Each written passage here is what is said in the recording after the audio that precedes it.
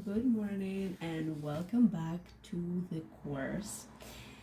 I want to let you know that even if it's once a week that you do it, but you actually take time to reset the body, what I'm doing right now after travels, after holidays, after an event that took a lot of energy from you, it is possible to come back to the moment right now.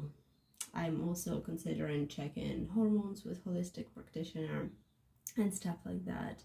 But one thing I learned over the years is that sometimes when things get really difficult, it's important to one reach out for holistic help and support. It can be a therapist, can be a good friend, can be someone really wise that we like and look up to, and also discern that sometimes people who are wise can give not great advice, not all the time, but they can. And at the same time, it is about going fully into a feeling and a lesson. Sometimes it sucks big time, and I think I should have known better, could have known better, could have chosen better, and I could not have. So going fully into the feeling of the yucky, of the fear, of confusion, and giving yourself space and not judging yourself but letting this energy move, this is what actually renews us and brings us into another day when we can feel like, oh my god, the sun is here, what a miracle, which is giving us joy to go on in life. I'm doing this because that's like one of the Kundalini exercises that I'm sure I've shared already, and there are different ways to like open and close the chakras as well.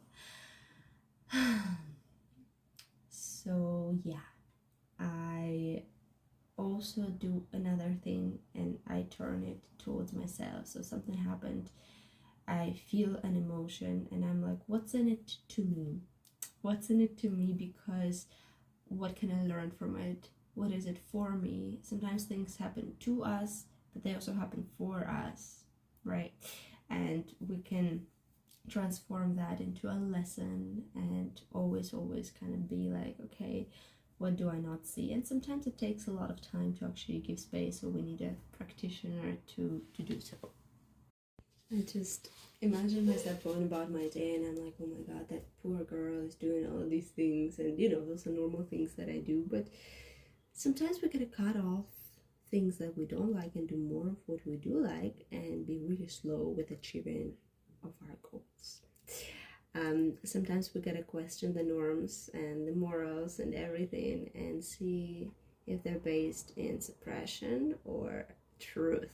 Is there truth in it, and what is true in the world? And I'm not saying truth that is debilitating, that is really sad. I'm telling the truth of like, to make babies we're gonna feel our sexuality, but we're not allowed to feel our sexuality. Growing up as children, very often it's a taboo topic, and I really want people not to feel like there is anything that is taboo. And yeah, that's the truth. And if something really doesn't make your body feel aligned, it's probably not. And to search for that truth, we sometimes need to look into ancient tribes, we need to go to nature, we need to talk to her, we need to check for ourselves with our own channel. What is the truth of the truth? What is the root? And the root is never depressing, it's never putting us into a chronic depression. It can put us through grief phases, but it will emerge eventually. So meeting yourself where you're at and going to people who can meet you where you're at as well. So many things are happening, and some of them are not happening for us. We're not drawn to them, we don't get that, because the path is different. All of us are on our unique path, no matter what we cross, but no one can walk your path, no one can walk my path. We're all walking our path. It's really arrogant to think that we can walk someone else's path, because we really can't, and it's very often not our responsibility. what is your responsibility really and what is not. In the end, it's easier. It's what it is that I am right now and what do I desire, how can I give it to myself.